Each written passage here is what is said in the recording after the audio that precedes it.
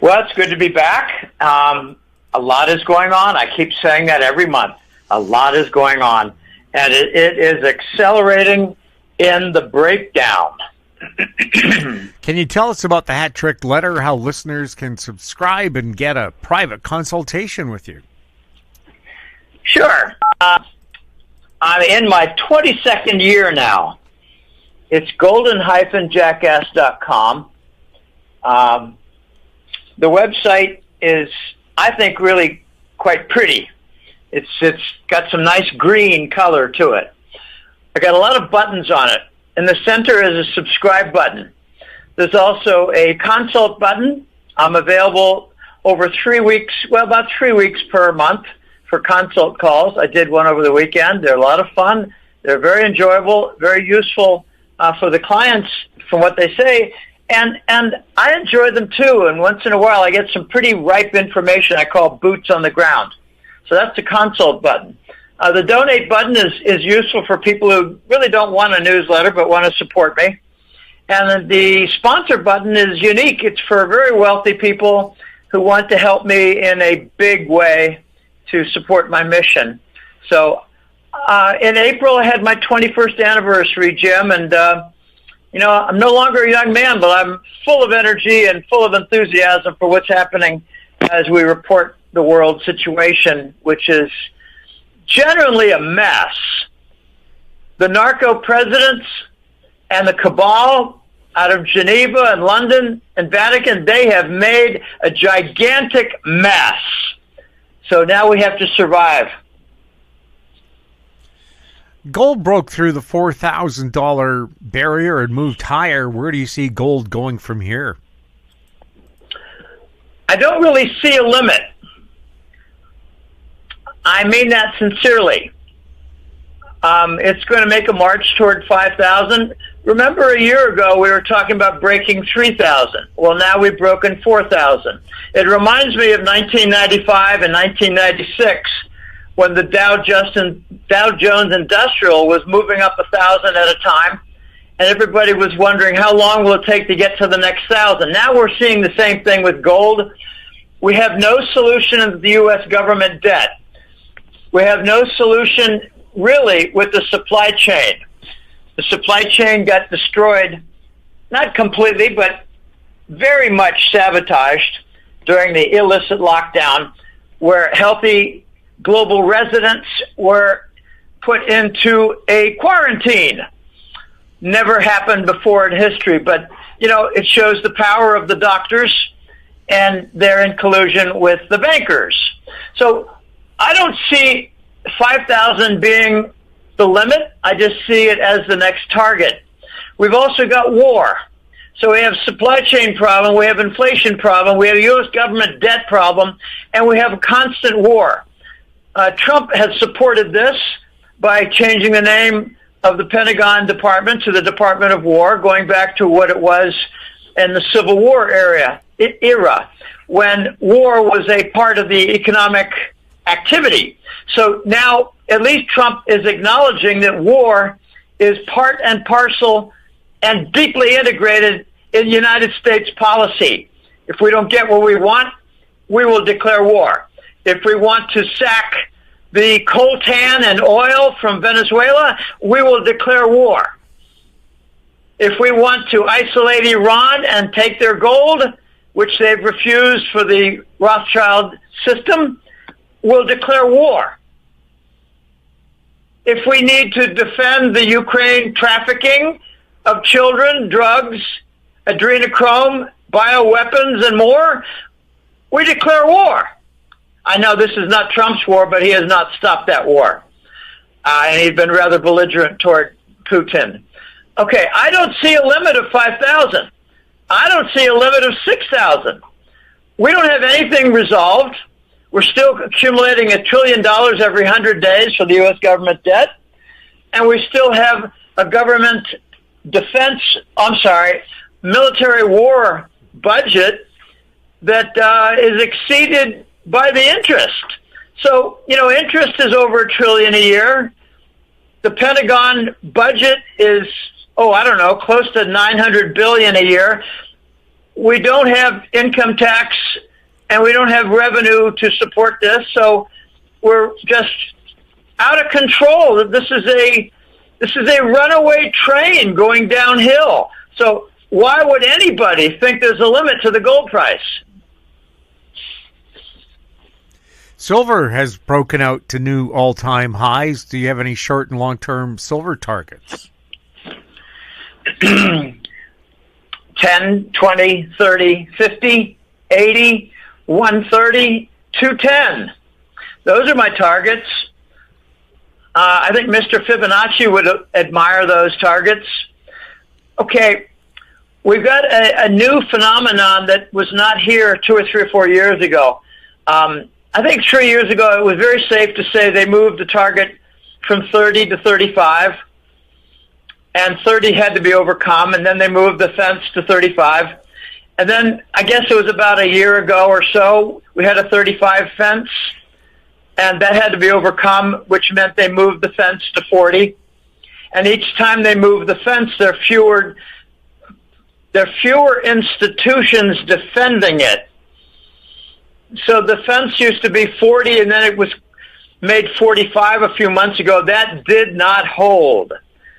Okay, it's the first time that a unit of 5 was overcome and knocked down quickly in my recent memory. Therefore, I reason that 50 would not hold. If 45 didn't hold, why would 50 hold? It has not held. Okay, now that 50 is not held, we're at the same juncture that we are with gold. We don't have any solutions for supply chain, inflation, government debt, and war. But it's worse now because the Mexicans are creating a cartel. They're supplying silver to China and not to the United States.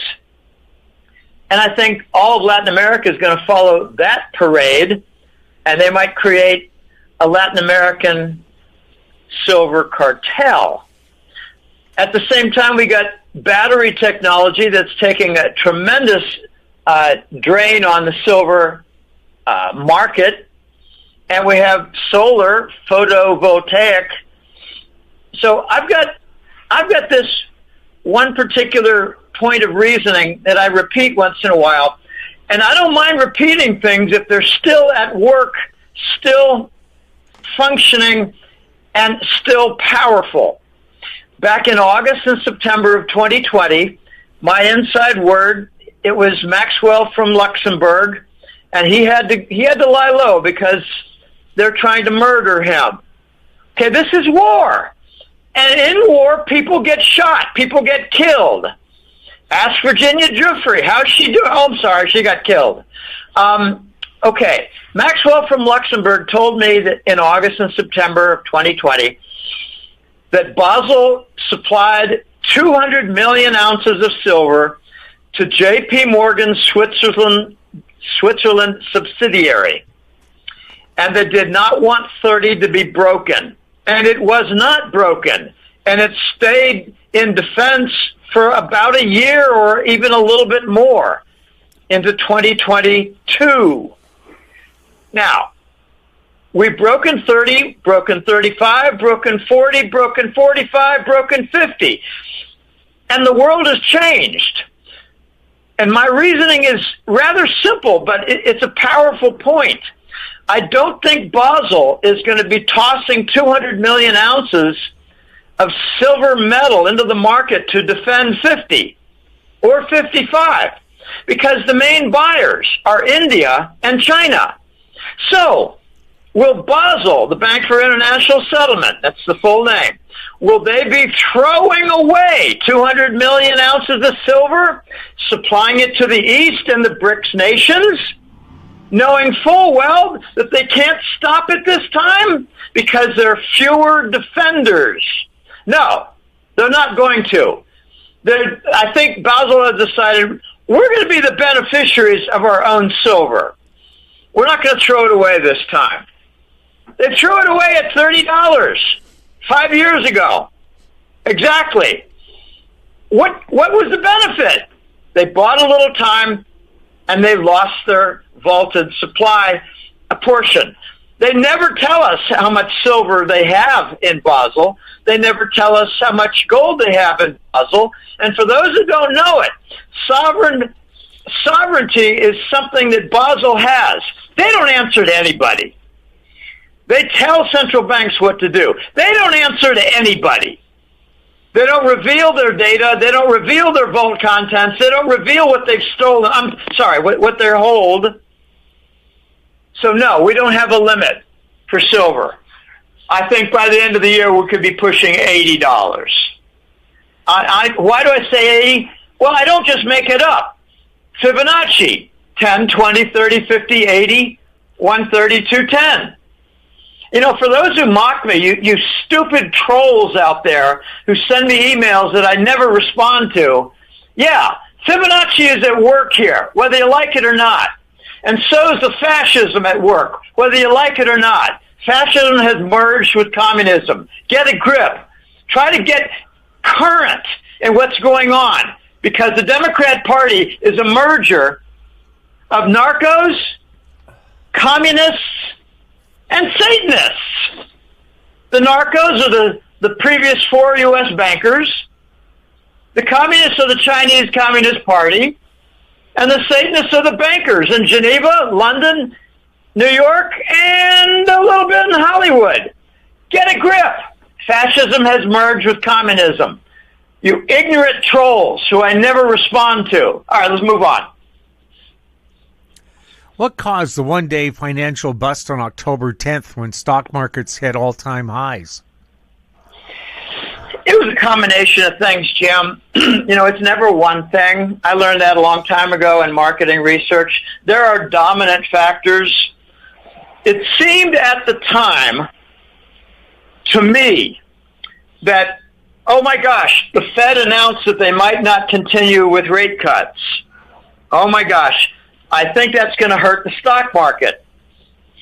And then I heard almost the next day that the Chinese were responding to Trump tariffs, which I regard as very destructive, a very bad third world policy. The Chinese responded with trade tariffs of their own, and Trump said we're going to put 100% tariff on Chinese products coming in, and the Chinese said we're going to do a complete block of all rare earth metals. So, when it heats up with China, why do we suddenly have more tension with Venezuela? Because they're a source of rare earth metals. It's coltan, otherwise known as blue gold, a quartz that contains tantalum, a very important component, I believe, for cell phones. So you had the Fed rate cut, Jim.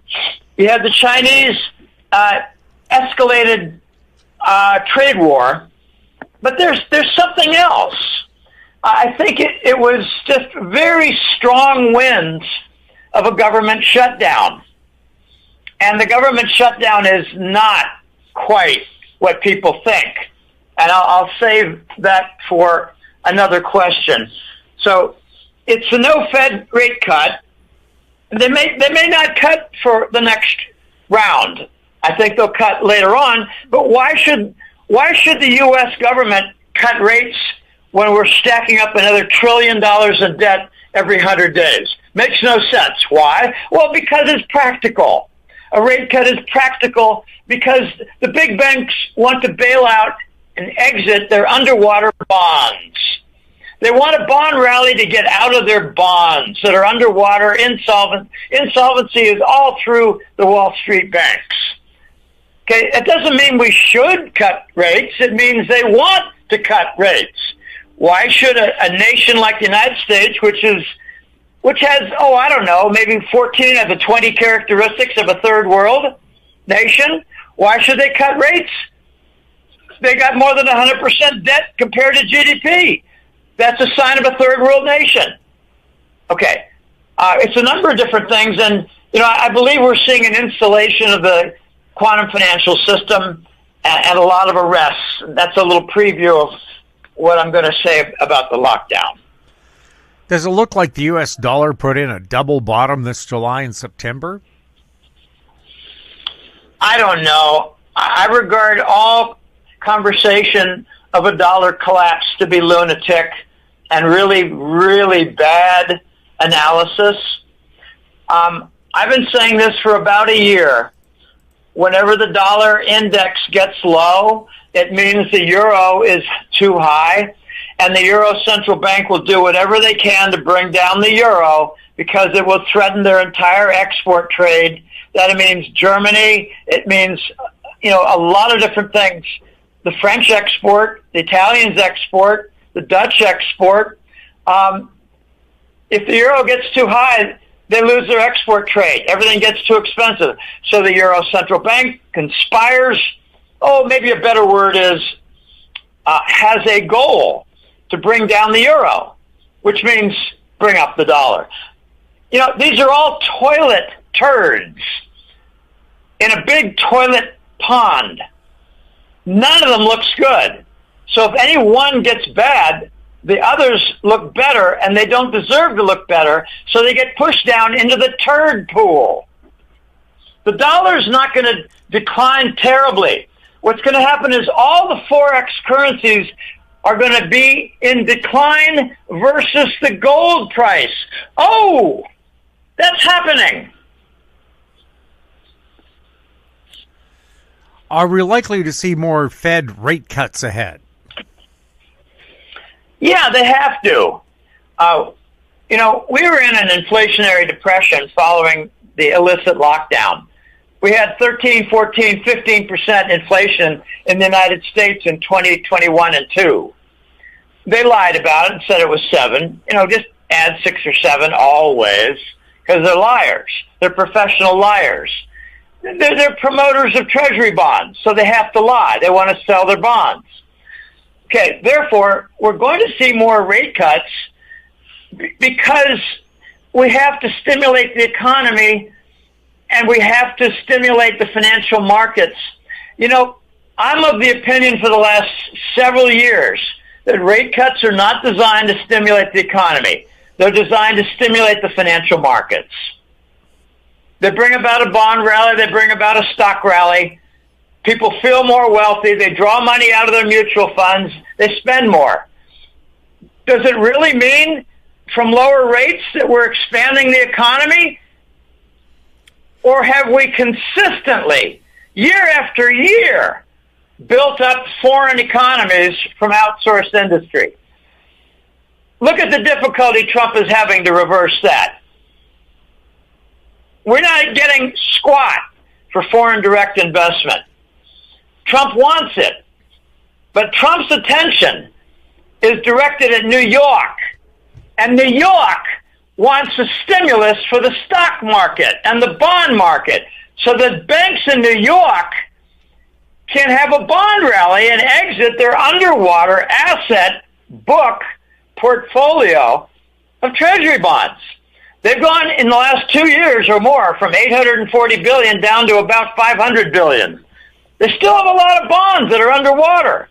They call them assets. They don't want to say they're treasury bonds, but they're predominantly treasury bonds. They bought all that Kool-Aid where we had very low interest rates. Why do we have low interest rates? Why do we have 0% interest rates? What would happen if the U.S. defaulted on its debt? Well, that's a loaded question. How do you know they haven't? When we do treasury auctions and they're very poorly attended and the foreign participation is very low and we have to hand money to Brussels and Ireland and the Cayman in order to buy bonds from ourselves,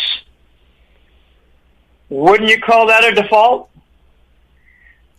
When the BRICS nations are dumping tens of billions of treasury bonds every month and we pump up USD tether in order to pay them on the dumped treasuries, is that not a default? Okay, what we're seeing, Jim, is all the events that smell like a default without a billboard that says default.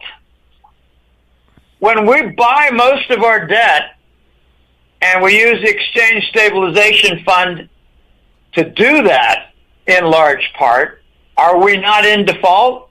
I put that back to the questioner. Please define default. In the crypto world, are you still liking XRP? I like it more every single week. Sign up for the newsletter, and you'll find a chapter in each of the last 4 months dedicated to XRP, and you'll learn a lot. And don't ask your neighbor and don't ask a friend from Wall Street to explain what's going on, because they are ignorant sots. Most people don't have a clue what XRP is. They don't have a clue what their intellectual property is. They don't have a clue of their adoption partners. They don't have a clue of the global central banks that are involved, integrated with XRP. They don't have a clue of the BRICS and their integration with XRP. We've got a global wave, and it's covering every continent, and there's some irony here. Africa does not have a lot of Rothschild banks. Therefore, they had no resistance to crypto generally. I mean, digital finance. Therefore, Africa is serving as a test ground for about 4 or 5 different payment systems, and one name that sticks out for me because it's easy to remember, they call it Yellow Card. And I just noticed news today that XRP is now going to be fully adopted by ABSA Bank, that's across several African nations. And it's working very well in Africa. Okay, so Ripple it's taking the world by storm. And what's going to happen probably is the companies and financial institutions that say we're not going to fully adopt XRP, they're going to adopt a different transfer system where the final settlement is done by XRP. That's how funny